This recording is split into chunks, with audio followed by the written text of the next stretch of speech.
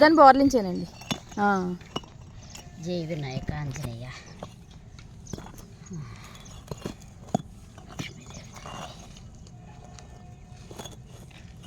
బోర్లిస్తే అంటే ఏదైనా చూడండి మరి ఇంతేనా?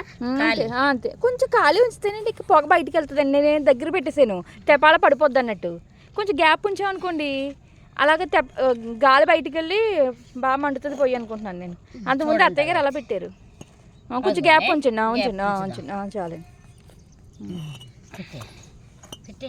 మీరే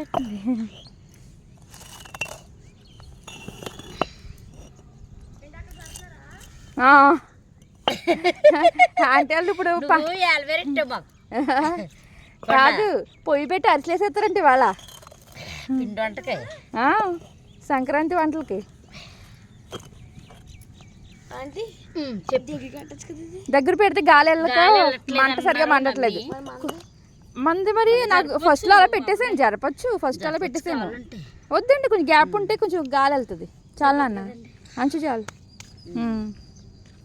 ఎందుకు పెడతారు ఇప్పుడు? అంటిస్తారు ఇప్పుడు, తర్వాత అంటిస్తారా? అదేలే.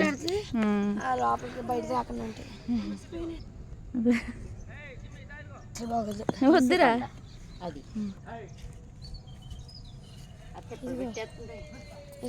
నువ్వు కూడా రెడీ అయిపో, ఫాస్ట్గా వెళ్దాం. పెనగొండండి, ఇంకెక్కడికి వెళ్తాం?